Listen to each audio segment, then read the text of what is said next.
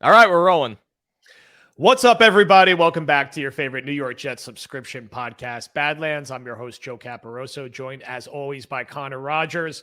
We are reacting to the New York Jets schedule in real time. As of this recording, we got looks like 14 of the 17 games mapped out, including the opener, all the primetime games. Enough for a schedule reaction.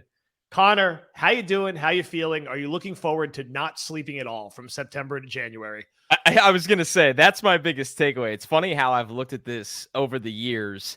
When you're younger, you look at it and go, oh man, who are the Jets playing? And then as you get older, you realize that, while that matters to an extent, especially divisions, you really start to realize that you don't know what the hell that game's going to look like half a year from now, whether it's injuries, quarterback situations, teams underperforming, overperforming, whatever it may be, weather implications as well.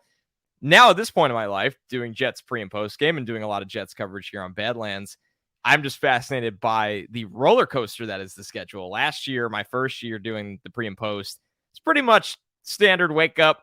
We were on a 12, the game kicked off at 1, and then you look at it and you do the post game show and you're home and we do Badlands at night. This year, we knew the Jets were going to have a lot of primetime games. We knew the schedule was going to be pretty crazy as a whole. And it's lived up to that hype. And I think that, honestly, the big takeaway from me, why everyone's like, oh, they're playing a lot of good teams and they're dealing with a lot of wacky, primetime starts and everything like that. There's a couple of good things here for the Jets. One, that they're not going overseas this year. I really and the like rest that. of the AFC East is. They're the only team in the division. That's right. Not to. That's right. All of the other teams in the AFC East will be going overseas. And the Jets play at the Giants, which is, I'm not calling it another home game in the sense that it'll be packed out with Jet fans. It'll be fascinating to see the extent of that. Of course, Giants season ticket holders will have the early advantage for that, but it's less travel for the Jets right now. So while the opponents right now in May look tough, sure, whatever, the Jets should be a tough team too. Overall, you have to be kind of happy with the actual lack of insane travel from what we have right now. Yeah, I think, look, we knew the opponents. Now you see them ordered it, it comes together a little bit. And you have to remember the expectations are different for the Jets this year. So they are going to be a favorite much more regularly. There's not going to be the big spreads that we're used to seeing. All this kicks off, and this schedule has lived up to the primetime hype. All this kicks off on 9/11 home against the Buffalo Bills on Monday Night Football, a team the Jets beat last year at home with Zach Wilson, a traffic cone at quarterback. And now I have Aaron Rodgers. I saw the line open up with Buffalo -2.5. I think it's already dropped to Buffalo -1. If you're a crazy person who's looking to bet that aggressively, that will be fun and very interesting and a hell of a measuring stick early in the year. Buffalo will likely be the odds-on favorite. Then week 2, Dallas, 425, the national slot. I think Rodgers has kind of owned Dallas. I ain't mad there. New England back at home week 3. Give me that 2009, 2010 vibes. And then the Chiefs on Sunday Night Football. So your first 4 all over, being, national games and big matchups coming out of the gate with playing arguably, I mean, you could put maybe Cincinnati in this, arguably 2 of the other best teams in the AFC in the first 4 weeks. So that's tough. But I also think I get the split reaction of looking at this first 4 and being like, God damn, that's tough. And it is tough, but you know what? The Jets should be better than Dallas and New England this year. So go win those games and then find a way to get a split from Buffalo and Kansas City. How do you feel about those first 4? And how do you feel about the Buffalo opener on Monday night? They're tough, but the structure of it is fine, right? You're home for, I believe, 3 of the 4. I believe Dallas is the only definite away game as we know right now. Yeah, that's the only away right? game. So it's home, away, home. Yeah. Yeah. So you have the advantage of being home for 3 of the 4. I would think Dallas is the 3rd toughest roster wise. So you're not traveling to a Buffalo. You're not traveling to an Arrowhead. I think that I don't know. It doesn't scare me the same way. I think if you're the Jets, you have to beat some of those teams if you want to be taken seriously, right? We've talked about how you got to take care of business against New England finally.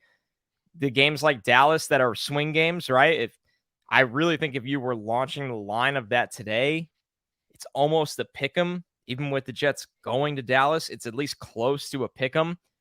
You get Buffalo traveling to you. That'll be really, really interesting. And of course, obviously, the Chiefs are a big test on Sunday Night Football. Rodgers and Mahomes have never squared off against one another, so there's going to be a lot of build up to that as well. But let's be real. I mean, as great as Mahomes is, and as great as the Chiefs are, you expect the Jets to be competitive against the top teams. Competitive. I'm not saying they're going to go out and win, but competitive. So as we do the classic, like, well, I think they win this one or that. Like, we're not going to really, we're not diving into that. But you look at it from afar and you just go, okay.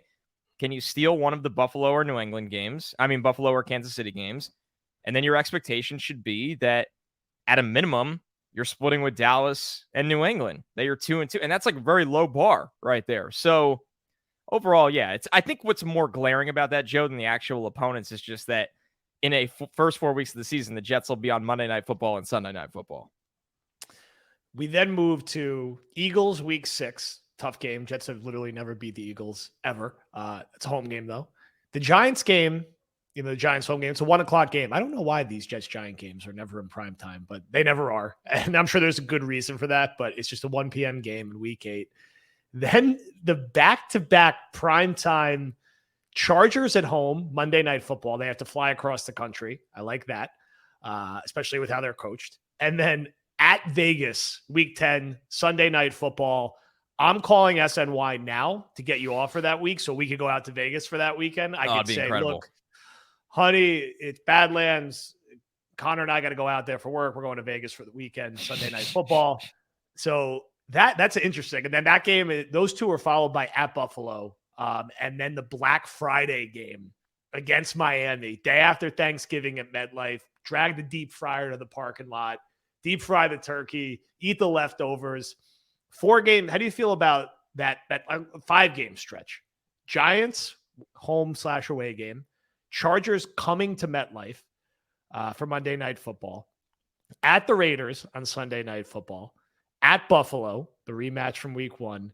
And then Miami at home for the Black Friday game, which we're still waiting to see whether that's technically counted as a primetime game or not. I don't think it is, but it's interesting in that it's the first one ever, and they'll be the only game that day, and it's the perfect day for a 3:00 football game, right? No one's working.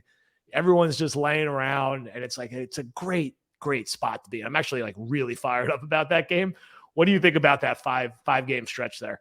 A lot of eyeballs there, right? Obviously, Jets-Giants is going to get a lot of attention in the 1 p.m. slot. I think Monday Night Football and Sunday Night Football back-to-back weeks speak for themselves no matter who you're playing. You got to like that you're getting the Raiders week 10, not to be grim, but the odds of a Jimmy G injury go up the longer the season goes on. And you look at, this is the interesting one. That swing with Buffalo to the Black Friday game is pretty grueling and probably speak volumes about the Jets because you're going up to Buffalo. You're playing at 425. It's just an absolute dogfight when the Jets play the Bills, especially up in Buffalo. And then you got the quick week. You got the Black Friday game. So assuming that you're not getting home until the middle of the night after that Sunday game into Monday, you really need Monday to recover as much as you can. And then you get a Tuesday, Wednesday practice, maybe a Thursday, Thanksgiving, maybe walkthrough. That seems kind of odd, though, the day before a game. I would be very curious. It's something I would ask Robert Saleh that week is, what is your structure for the week of a Friday game? You've obviously done Thursday games, but a Friday game, especially coming back from a trip. I know Buffalo is not the longest trip, but still a trip. That's the stretch that'll speak volumes to me about the Jets. So the Black Friday game, I'm very mixed on I wouldn't call myself a college football guy. I'm a draft guy. So naturally I watch a lot of college football and do genuinely enjoy it, especially that time of year.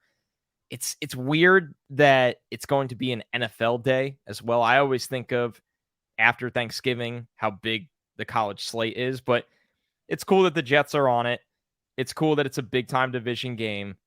I do like the 3:00 start. I really do. I think 1:00 after Thanksgiving is too early. I wouldn't want it to be a Friday night game. That's just weird for the NFL. I'm sure in our lifetime we are going to get there. There's no doubt about that. But I like the 3:00. So yeah, that's a huge stretch for the Jets because say you have a slow start, when you look at the first 6 weeks of the season and, the Bills, the Chiefs, and the Eagles are in those first 6 weeks, the ebbs and flow of an NFL season, it's a lot of up and down. Well, the Giants and Chargers, and even I like things the Raiders have done this offseason, and the Bills and Dolphins, they're all very respectable teams right now. But you feel like, can the Jets gain some momentum in the middle of the season there? And will week 7 be a bye? I would prefer it to be a bye because it can give you a little reset period after a grueling, first 6 weeks of the NFL season. And then you can go to a run where you look at it and go, okay, these teams are going to be tough, but we feel like we're equipped to handle this. So, yeah, that'll be huge. Just the eyeballs on that 5-game stretch are unlike anything we've seen with the Jets in a very long time. Yeah, it's very unique. Being a 3:00 Friday game is unlike anything we've seen outside of like that. I don't remember what day of the week. Like a preseason. That weird game was in Detroit when they played Buffalo in Detroit because of the snowstorm. I'm trying to remember. Like that was on a weird day of the week, but that was like not like this where it's going to be such like a national game. Now the close of the schedule. Washington at home on Christmas Eve because the Jets need to impact every holiday we're going to have this year without question. Browns on Thursday Night Football late in the year, week 17. Yuck. Hopefully the Browns stink again and the Jets could beat them in Cleveland again. And then I'm not going to lie. I don't love how the season ends at New England. One, because selfishly, I'm going to go to the game again because my brother-in-law has good seats, and I'm going to be freezing to death, surrounded by a bunch of hopefully miserable Pats fans. What I need is 5-11 Pats versus 11-5 Jets. Oh God, glory! And just like a lot of Jet fans there, really sinking in that the Pats are the worst team in the AFC East. Like the Jets, I would honestly prefer they have nothing to play for. I don't even want to deal with the spoiler anxiety that's going to come with it. But that's how they close it at Washington and Cleveland as the two before that. I like that because I don't think either of those teams are going to be better than the Jets this year, to put it directly. I don't think the Jets are going to be, I think the Jets are going to be better than New England too. So that is kind of like a soft finish. Although ironically, when we looked at the schedule last year, I remember we're like, man, that's like a tough start, but the finish, like that's going to be really like a soft landing. Funny how that and works. They're like, what were they, like 6-3? And then they finish 0-6 or whatever. I don't remember the exact breakdown right now off the top of my head. I've tried to erase it from my brain, but you never know how this works out. What do you think of that final 3, Washington, Cleveland, Thursday Night Football, and then at New England to end the season? By far the most variance, right? Because you could look at all the other teams, and I know I said, you really don't want to do this team will be that because we're so far away and injuries, but from the information you have to evaluate why there's so much variance in those matchups. Well, Washington is going to give Sam Howell a chance, and Sam Howell, once upon a time, before his final college season, was in the first round of every mock draft and was a talented player, and he didn't finish as strong in college, but if Sam Howell has a really good year, what will Washington look like? If Sam Howell stinks and performs like a day 3 pick, are they turning to Jacoby Brissett by then? So Washington, wildly unpredictable team, but a team obviously that you expect to be better than. The Browns, talk about high variance. Deshaun Watson was not good last year. There was obviously a lot of rust. The Browns were a largely disappointment, although knowing the Watson suspension, I think people had some doubts about them, but there was a lot more problems with that team than people expected, including the interior of the defensive line. So, I mean, the Jets fans saw it in week 2, what Joe Flacco was able to do. So, but the Browns are expected. There's a reason they traded 3 first-round picks and gave Deshaun Watson $250 million guaranteed. Like, they are expected to be a competitor in the AFC, not just the AFC North. And Cleveland on Thursday Night Football, when you're dealt that hand, I mean, there's not many things worse, it feels like. I don't know. Maybe I just am ingrained to think of Baker Mayfield's, first appearance. How cold is it going to be on Thursday night in January? Oh, brutal. Yeah, that's going to be even colder. Week 17. Yeah, week 17. It'll be freezing. Yeah, the Jets definitely have a frosty finish to the season because then you finish at New England, which, obviously your hope is that win over Washington is clinching you playoffs. That's your hope. I'm not saying that's happening because that's really hard to do, is to clinch the playoffs by week 16. I actually see them clinching it on Christmas Eve when they beat Washington by 40. We could just really relax. I mean, that's what good holiday have the Jets given us? The last one I remember personally is when I went to Jets Bengals on Thanksgiving. That was a 2010? great one. And Right? 2000, Yeah. here's another one. Here's another one for you from my degenerate Jets memory, which we're going to make a segment on this show, I think. 2006, Christmas night, they beat Miami to Hell effectively yes. set up making the playoffs. Leon Washington takes a screen pass like 70 yards Oh, to yeah. set up the game-winning field goal. Miami's quarterback that night, I will Venmo you $5 after this if you can name Miami's quarterback in the next 3 seconds that night. No, I can't. And I should, because I watched the highlights of that game not that long ago. Cleo Lemon? Is that what you Cleo said? Lemon. Yeah. God damn it. Yeah. All right, I'm adding it to, yeah, we're Venmo's coming over. Cleo Lemon, my good one. It's crazy. It's like you start running these images through your head, because I swear I watched a cut up of that game like 3 months ago, and I was like, Jesus Christ, this was a whole nother era. But yeah, I mean, that's what you want, because you're not going to be resting people both week 17 and 18, but here's the right, Joe, you look at it and go like, this guy's banged up. Maybe we can make him inactive in the tundra of Cleveland or New England or whoever it is. So you'd rather have a finish like that than you're going to Kansas City week 17 or whatever it is. You're going to Buffalo. How many times does that happen? You're going to Buffalo week 17, week 18. So there's a lot of reactions, and listen, the AFC is really hard. Every team is probably looking at their schedule right now and thinking the same exact thing we are. But overall, there's nothing earth-shattering about the schedule right now for the Jets. If they are as good as they think they'll be and we think they'll be, the Jets should still be a playoff team. Yes, and the remaining games that we're waiting on is, when is the bye week? When is their second game versus Miami? It looks like, as of this recording, it's more likely that the bye week might be week 5. Miami could be week 7, but we'll find out for sure in the next hour or two. But that's a matchup we're waiting on. I believe also the Denver and Houston matchups and the Atlanta matchups. I'm trying to remember exactly the rest of the remaining opponents, but we'll know for sure within the next couple hours. And look, hey, maybe we get Zach Wilson week 18 in New England for revenge. I mean, that could. That could be a perfect way to end the season. Rest Rodgers, try to push him under that playing time percentage. Although let's see, a long shot. That would just be truly hilarious at that point. Oh man, it's, you know what though? How good is it that the Jets schedule looks like this, where they matter that much from a national perspective? Obviously, prime time is a terrifying experience as an NFL fan when your team is on it all the time. Like, look at Denver last year. But yes, the bottom line is, it just goes to show you how relevant the team is right now. And since the Badlands era, we've never even sniffed anything remotely close to this. You will not be able to escape the Jets this year, is how I would frame it. I'll tell you right now, a bet I'm going to put in tonight. I'm going to put Sixers to close it out, because I'm liking Boston like falling apart everywhere. I'm going to put on the Suns to put it to game 7. And I'm going to take the Jets -2.5 on Black Friday, because they're not even all the way up to 3 points now. And I'm getting them while I can against Miami, because the spread should be bigger. And I'll cash it in on Black Friday after I hit those first 2 tonight. -2.5. Come on shopping. now. Yeah. Come on. It's going to be fun. It's going to be very different. I don't even have to do SNY post game. I just have to put on this microphone and wait for you to get back. And these are a lot of night games and a lot of holiday games. And I've been like giving like breadcrumbs of the schedule to like my wife and my family. And I'm like, like Monday night, start the season, Christmas Eve, and Black I already Friday, sent the Christmas Eve text out right away. So I was like, so everybody knows I am working Christmas Eve.